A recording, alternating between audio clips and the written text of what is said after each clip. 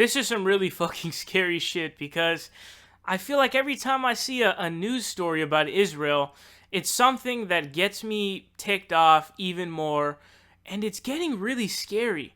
So yesterday I covered a story about how the Supreme Court in Israel says no, shooting on unarmed protesters is not illegal because it's part of an armed conflict, which is fucking crazy because then what you're saying is there's no such thing as unarmed protest. And you can do whatever you want when it comes, you have the discretion to do whatever you want. Now we have something even debatably even scarier.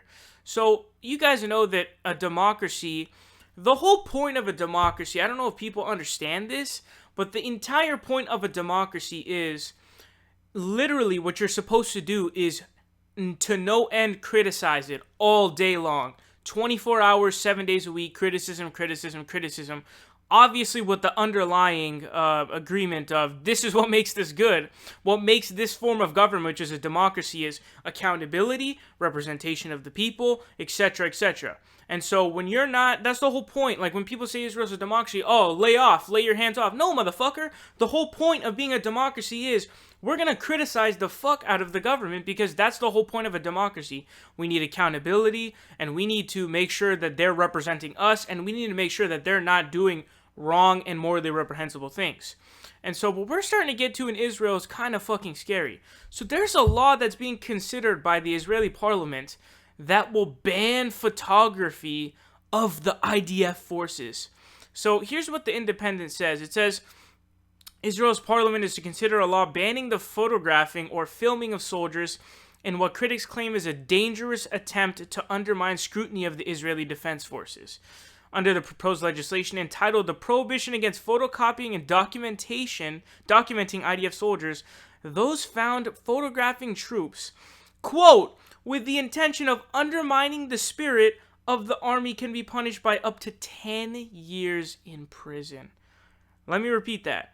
Quote, with the intention of undermining the spirit of the army. It says, quote, anyone who filmed, photographed, and or recorded soldiers in the course of their duties with the intention of undermining the spirit of IDF soldiers and residents of Israel shall be liable to 5 years imprisonment, says the bill proposed by Robert Ilatov.